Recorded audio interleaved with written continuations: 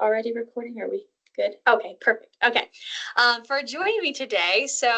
Today I'm going to go over the education abroad process and what academic advisors need to know when working with students who want to do this experiential learning opportunity.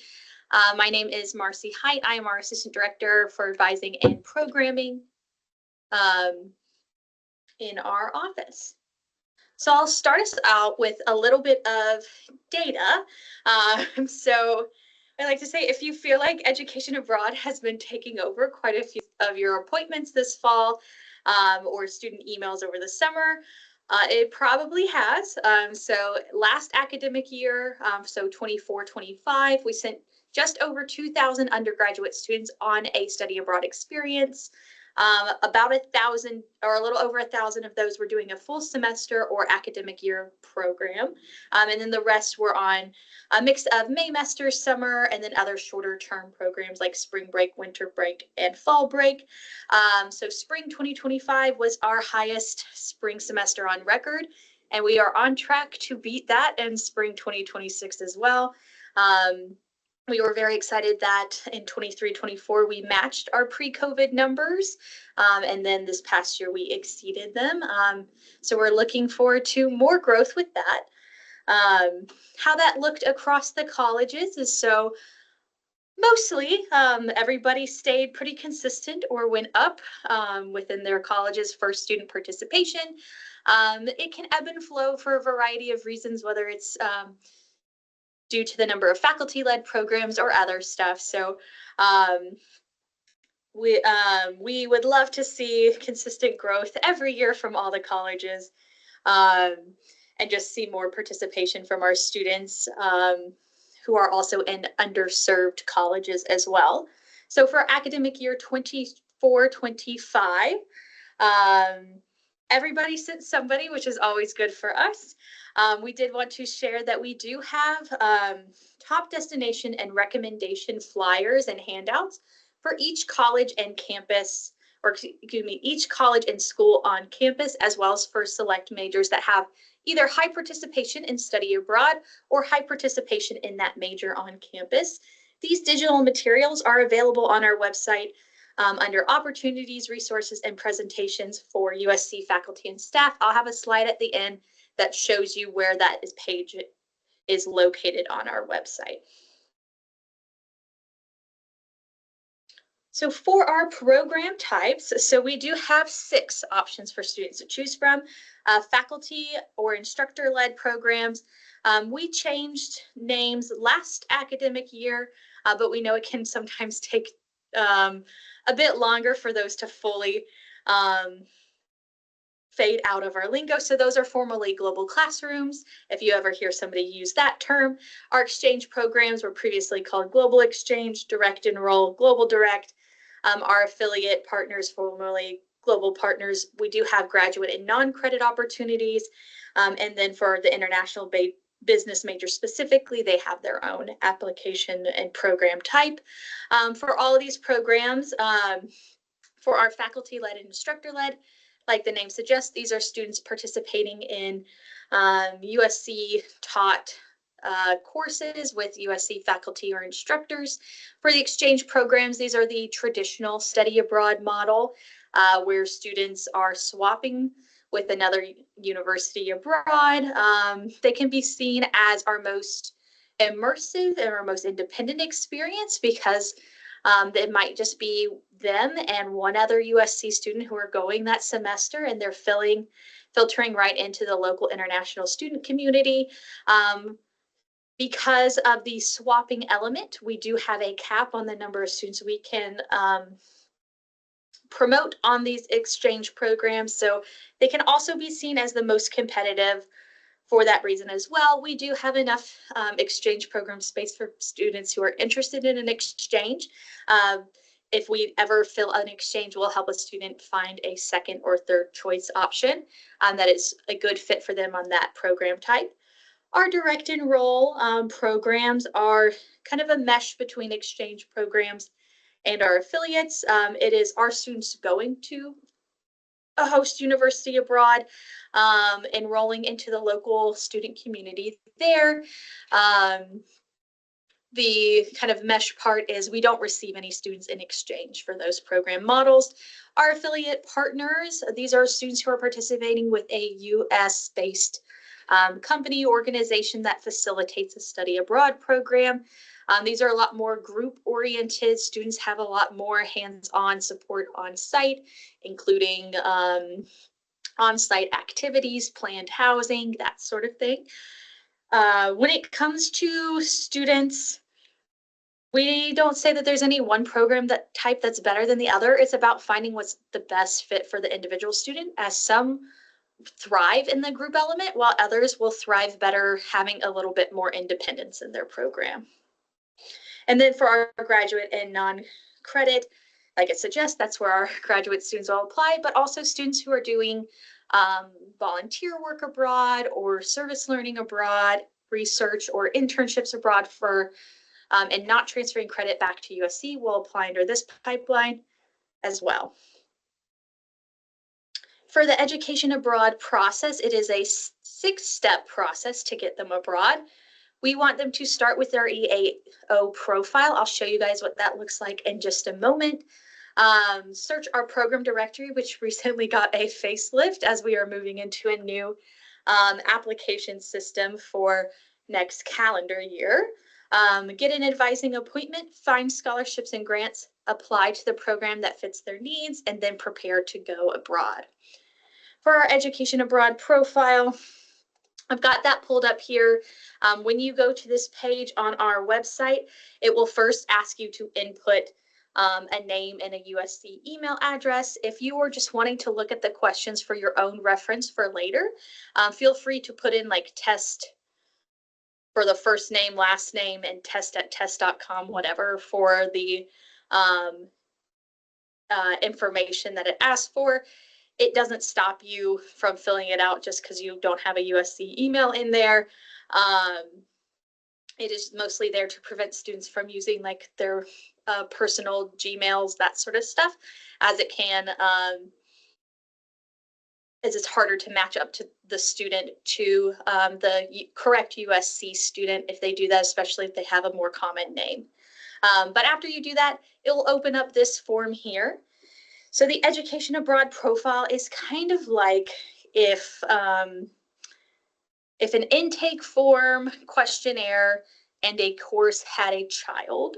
So it is geared towards collecting some just basic general information about the student and where they're coming from, who they are, but also collecting information from them about what's important or what do they need or want from an education abroad program.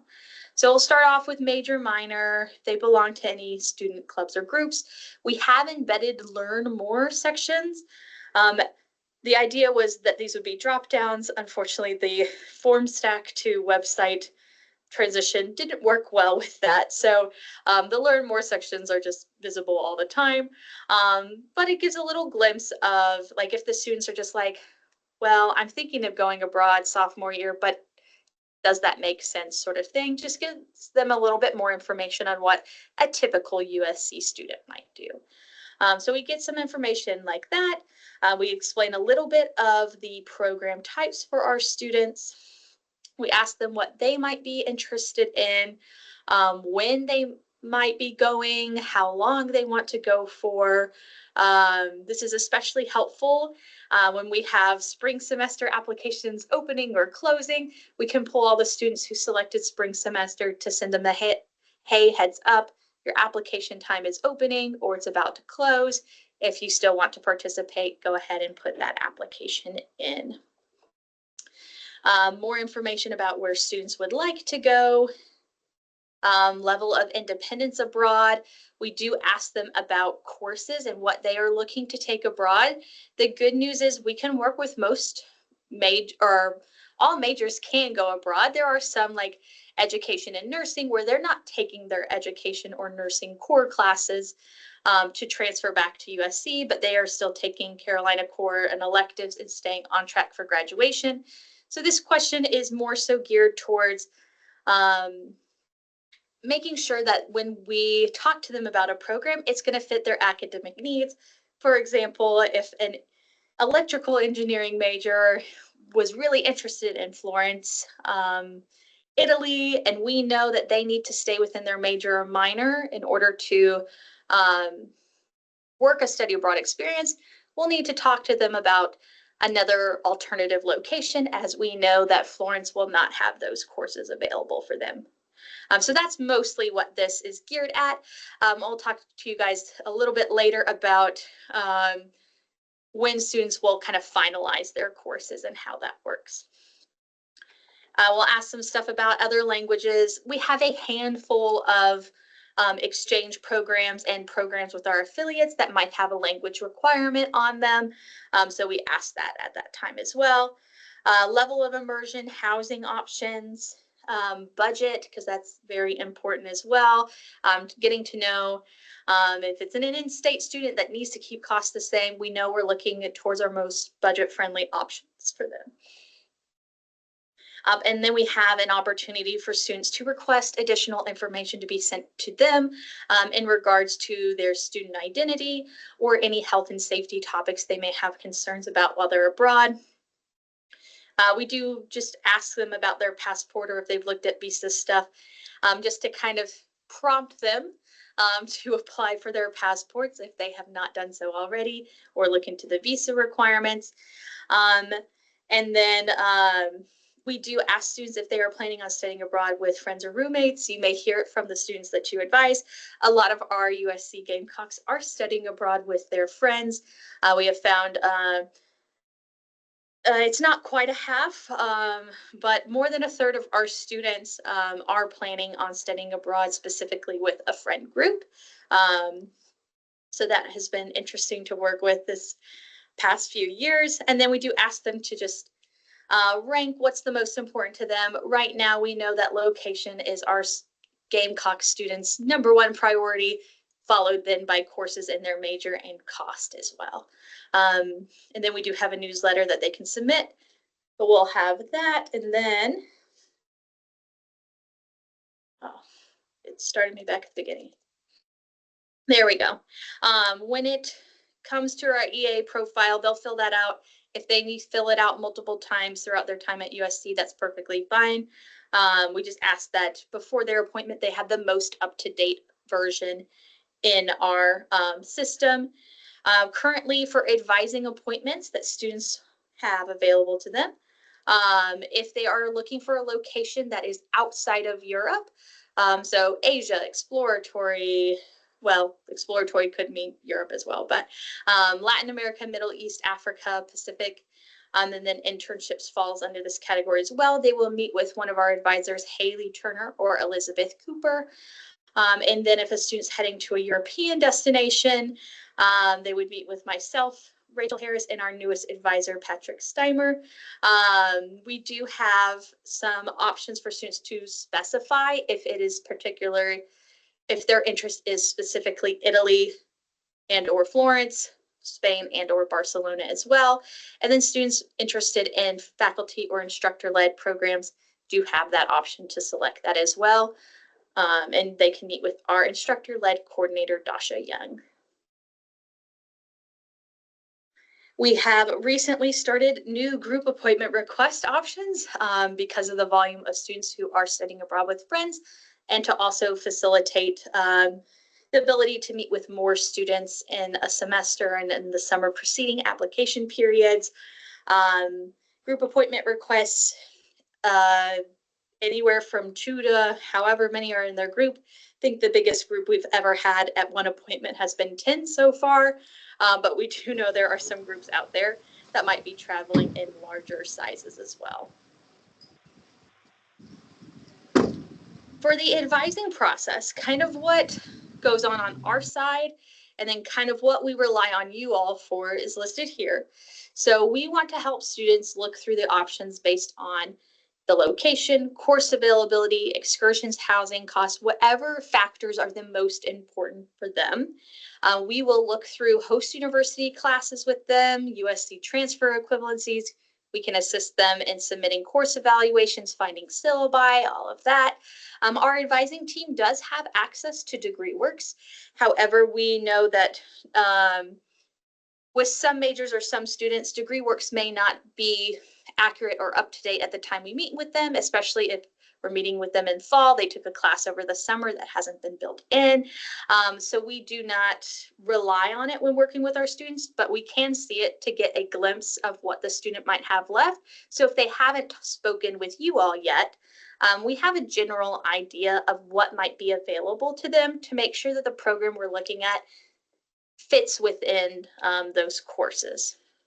So what we turn to you all for is choosing the course options or the types of classes that keep the student on track for graduation or other academic goals.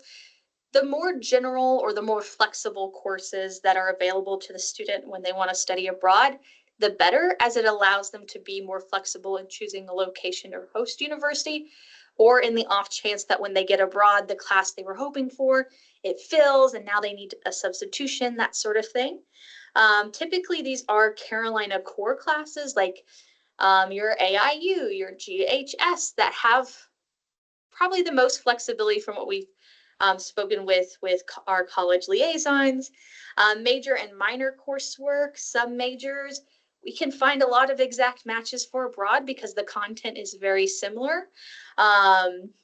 If not, we often have like major electives or minor electives that can work with the students as well. And then of course, general electives are the easiest to work with abroad. Like I said, our priority is making sure that the student studying abroad does not throw them off of their graduation plans and their graduation timeline. And then, of course, we will get to the education abroad approval forms. So these are what you will fill out with your student to kind of check off that the student's classes that they've selected to take abroad do fill a degree requirement or an elective requirement, and you all are all on the same page about how that fits into their degree progression. If you ever receive a form from a student that is not a USC form, so it's not our education abroad approval form, but maybe it says like CIS abroad, CEA Kappa at the top, please do not fill that out. That goes straight to the affiliate provider, and we need to ensure that the student has applied with us on our side before signing off on those forms. So that's kind of our secondary check to make sure that the student has gone through the proper process. So we ask if a student sends you one of those forms, just forward them along to our office and we will handle it from there. For application info, currently our students are applying through the Mobility Online database. This is what most of you are probably familiar with if you've seen it. This is anticipated to just be through spring 2026. We have a new system coming called VIA. If you have been on our program directory recently, you've seen that it's now a lot more aesthetically pleasing. It's got pictures and all that stuff listed in there. It is in a weird transitional phase where the programs are listed, but the terms are not on there yet because the application system hasn't started in there. So if you're looking at it right now, use the program directory or if a student's pulling up the program directory with you, it is used to see what is available, but the applications won't be in that system yet. We are expecting those to start for Maymester and summer at the earliest for those applications. So essentially all applications starting in January. Currently with mobility, each program type has a separate application. Those are these links down here. So faculty, instructor-led, exchange, program, direct enroll, affiliate, graduate, international business. In the new VIA system, in that program directory that is on the page, students will be able to access the application for that specific program because each of them will have a unique link. For the application process, when they are in part one, students will fill out an initial step one form, which essentially asks them for their basic information and confirms the program type that they are applying for. At that point, they will get kicked out of the application in mobility, and it may take up to 24 hours for them to get access back into it because this application system transfers data from Banner into our application system. So we say it could take up to 24 hours. Most students have access again within a few hours. So if a student's confused and they ever mention to you that they got kicked out and they're not sure how to start, that is the reason for that. They can always email us, and we can help them and double check if it's gone through and if they have access to it again. Then they will tell us the program that they are wanting to participate in. For exchanges and directs, they will then have application essays they need to include. Those application essays are geared at learning more about their motivation for studying abroad, interest in the location they're applying to, that sort of thing. It is not necessarily to prevent students from studying abroad on the program type or to that location. For our exchanges, where we might see more applications than we have space, we do use those application essays as how we prioritize which students will have availability or will be participating in that exchange. If application essays are very close in nature, then we might move to secondary characteristics such as the year that the student is in. For example, junior who's maybe it's their last chance to go abroad might receive a little bit more edge than a sophomore who could theoretically do it the following year and still work it into their graduation plans. They can upload their unofficial transcript into our system. We do have some student agreements, waivers, general statements of responsibility. One of those things will be a mandatory overseas health insurance. Currently, that is by calendar month and a little under $40 for the month. They will have an application fee, which is now $225, and then they will submit that application to our office. After they submit, depending on the program type, depends on how fast it gets processed. If a student is doing an affiliate, typically we say within 1 week. It's typically closer to about 3 business days. For our exchanges, if we are in the priority or the regular application period, they will have to wait about 1 to 2 weeks after the application period closes before learning their placement. If we are in the rolling deadline, which we'll look at in a bit, they'll get a more immediate response on if there is space in that program. For part 2, and this is where you guys are more involved, the first step that they will do is to download the Education Abroad approval form. Many of our students download that form without knowing that they have downloaded it. So if a student ever asks, I can't find the form that you talked about, feel free to send them to our office. But if you do remember, it is in part 2, they can re-download it as many times as they need and send that form to you all. Then they will be prompted to fill out the financial aid pre-screening form. This is through dynamic form, so it is sent directly to the financial aid office. Our team cannot see what a student has put, but we do know what is on the form. So if they have questions about, they're like, oh, I'm not sure what to put XYZ, we do have that information in-house. They will upload their passport, some basic medical information. The medical information is not extensive or meant to prevent students from studying abroad. It is more so to check in with the students if they have any medical concerns that they may need to maintain access to medication or routine treatment abroad, so they can get in touch with our health and safety specialist and work with our insurance provider to ensure that they can meet those needs abroad. Then they will upload their acceptance letter or proof of application to their host university or their affiliate program. As all students, unless they are on a faculty-led program, will have 2 applications they need to complete. One with our office to handle all the admin things that happen at USC, and they will always have a secondary application with their host university if on an exchange and direct, or with their affiliate partner if they're going that route. Then they will upload their signed EAAF that does need to be signed by them, yourselves as their academic advisors, and then the dean's office or the dean's designated signatory for the form, and then that will be uploaded into our application, and then they will upload a screenshot of their pre-departure course scores. Their pre-departure modules is a course in Blackboard. It does fall under their others dates category because it will be labeled as the term they are studying abroad, which is a term that hasn't happened in the eyes of Blackboard yet. If a student is doing a faculty-led program, they should not have an EAF or do not require an EAF to be signed by you or them unless they are doing one of the few faculty-led programs that have a local course taught as well. These are typically more so with the language programs. So the education abroad approval form, this is what the bottom half looks like. So in advising appointments with our team, we show students how to use the course equivalency table. If they haven't met with us or maybe they need a refresher on it, the registrar's office does have a video instructing them on how to use that table. Students should be filling out the overseas course code, equivalent, and credit conversion.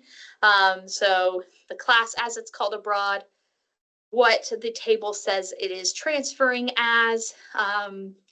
They may need your help with their USC degree applicability. You could put it in there as GHS, social science requirement, that sort of stuff, or general elective. Post-university credits versus the expected USC credits. Most commonly, since many of our students head to Europe, those are going to be 6 ECTS, European Credit Transfer System, which is equivalent to 3. There is an international credit conversion guide chart that is linked at the top of the EAF if a student is unsure of how credits will transfer.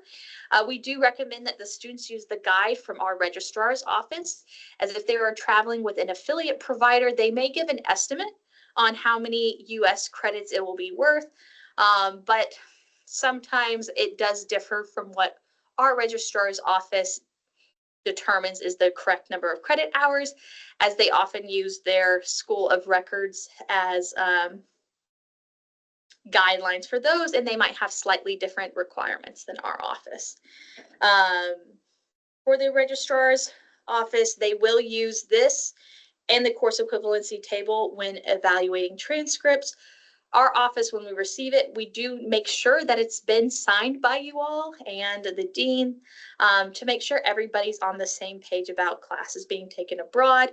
If a student ever needs more lines than what are listed here, let's say they would like to preemptively get 10 or 12 classes evaluated that way, they always have a backup pre-evaluated. It is perfectly fine to duplicate the page that has the table on it and just have 2 of those pages before the signature one. For the EAF directions and links, that is at the top of the form. The course equivalency table is hyperlinked in the form.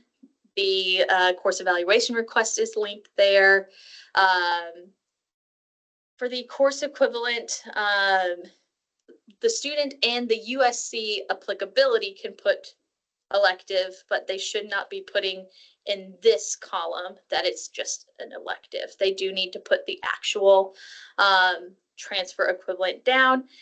If it is, we'll talk about deadlines in a minute. Let's say it's October 31st and they would like to submit this form and then update it once they hear back from the registrar's office, they can put pending, but it won't be final until the final equivalency is updated. Like I said, the International Credit Conversion Guide is listed up there. And then we do require that everybody who should be signing off on it has signed off beforehand. As we do, like I said, one of our priorities is ensuring that the students are participating in a program that keeps them on track for their goals. What happens on like the back end with our office and the students studying abroad is we do put an Intel placeholder course. It's what a student who does not have an application with our office will not get the placeholder class. The Intel number will change based on what program they are doing. If they are in a 501 section, that means they are doing an exchange program because that is the code that sparks the in-state tuition rate. If they're in a 502, that is a direct or affiliate receiving a foreign transcript. So the host university is Universidad Carlos de Madrid. Perfect. Intel 503 would be a student who's doing an affiliate partner program that issues them a US-based transcript from a US school of record. This is not too many of our programs abroad, but it is a few. So if you ever see a US transcript and you're like, oh, the student studied abroad, it's just they have a US school of record. It's typically common for students who are doing study center program models. The standard number of hours that our office will put on their account is 15 for semester, or 3 to 6 for summer, depending on how long the program is and the number of classes they are planning to take. We understand that if a student would like us to drop the semester down to 12 credits for to allow them to sign up for classes online or something that they may need, we can do that. We'll just do the standard 15 unless a student has requested, though. For the enrollment timeline, don't panic if it is July and your fall outbound student doesn't have that Intel placeholder class on there. That is just the limitation that we have for uploading the class to a student's account. So fall, we'll typically start seeing those on a student's account in mid-July. Spring will be late November, early December, and summer will be mid-April. For the education abroad application deadlines, it depends on which program type they're doing. Our global USCs are at this point pretty much absorbed into our faculty-led model. The deadlines for those are always rolling until the final deadline, as they can commonly fill earlier than the dates listed here, especially for high valued destinations. For our affiliate partners, summer and fall will both have March deadlines, same for exchanges and direct enrolls. And then for spring, affiliate and direct enrolls will be rolling until October 1st. Some of our direct enrolls do need to close early because of the host university's restrictions, same with our affiliates. For exchanges, we are going to have a 2-cycle for spring application, since that's our biggest term. We'll have a priority application they can apply for before they leave campus the spring prior to their going abroad, so May 1st. And then we'll have a rolling application when they are back on campus. They can apply from July to October 1st until the program fills. Currently, for our affiliate partners, we will accept late applications until April 1st or November 1st, respectively. There is an additional fee for that. So we do encourage students as much as possible to get their applications in by these deadlines. But if a student finds a program March 15th, the deadline for the program is March 25th, and they can still take them. We can take them with the application fee, with the late application fee. For tuition, if a student is doing an exchange model program, they are charged the in-state resident student tuition rate. I believe right now that's $61.44 plus the technology fee, so I think that's $63.44. If they are doing a faculty-led program, they are going to get charged at the in-state tuition rate. The exception is for spring break and winter break programs. Those are the courses are rolled into their spring semester, so most students don't see any change to their tuition because the difference between 12 to 15 or 15 to 18 credit hours is no different than their typical semester bill. A student who exceeds that amount would get charged their typical rate. For direct enroll and affiliate partners, no tuition is collected by USC. The students will pay program fees directly to the host institution or provider. These program fees usually include both tuition and housing in them, as well as other on-site activities. Regardless of what the student is doing, some university fees will remain on their accounts for remaining an active student, regardless of the program type. So these are the mandatory overseas health insurance that I mentioned earlier, if they have a college enrichment fee, that sort of thing.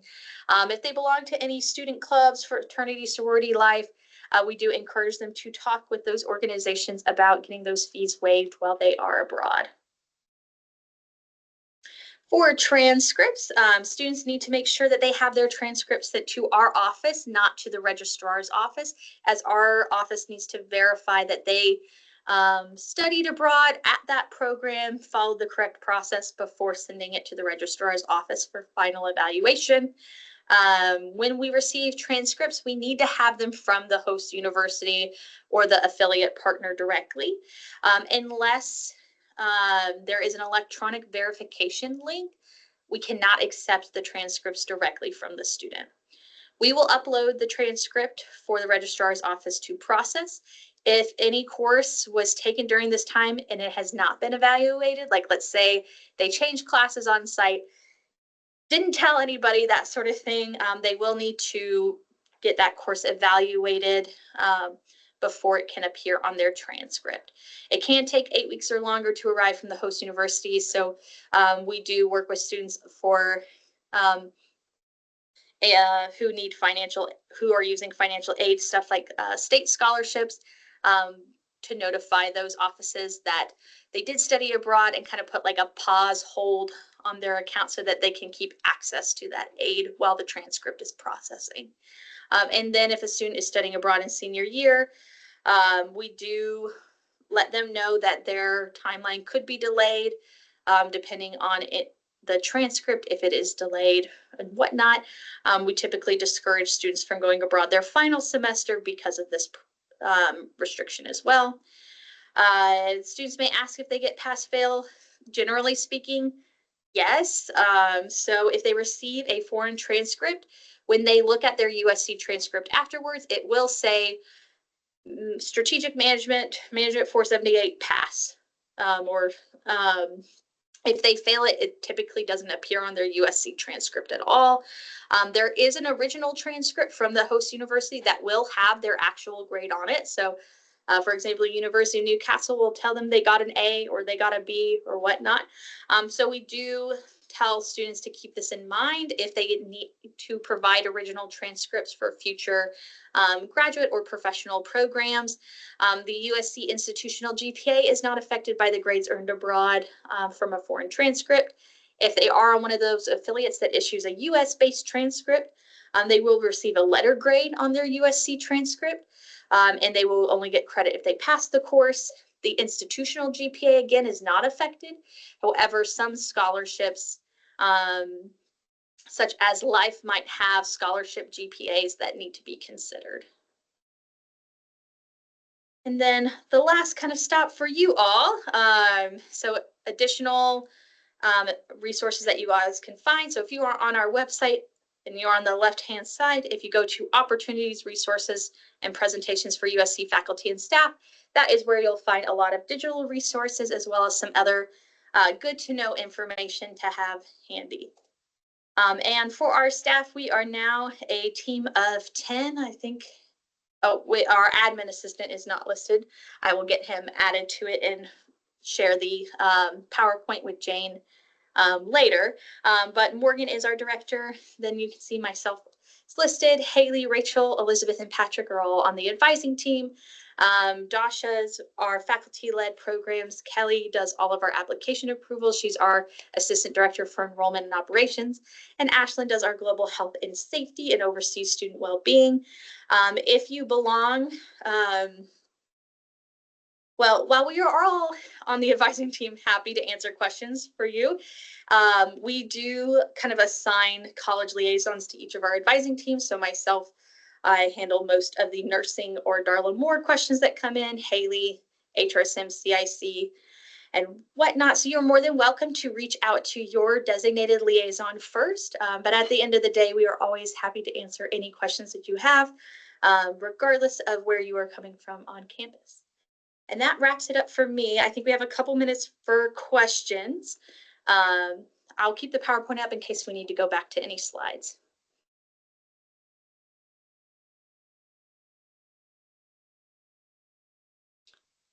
Yes, Sierra, go ahead.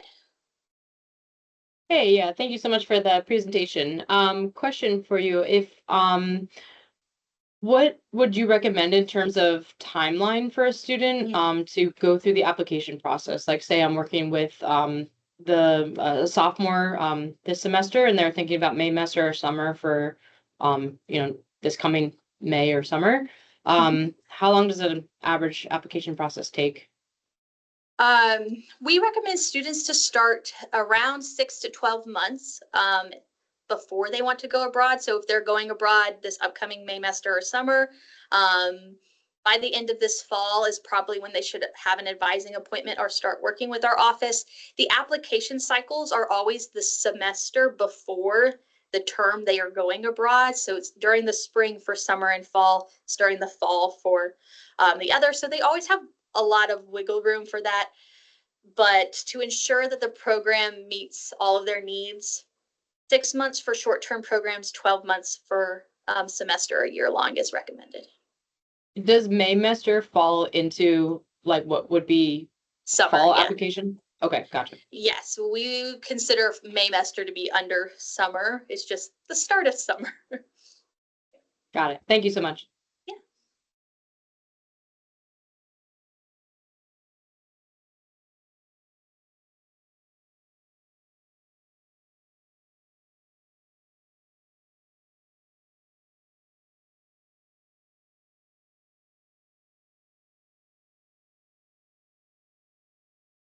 Okay. I think that may have been our only question. I can stick around for a couple minutes if someone has a more specific question, or feel free to email me anytime if you've got a particular student that's coming to mind that you're like, oh, not quite sure how to handle this, or work with them on that question. Thank you so much, Marcy. Thank y'all.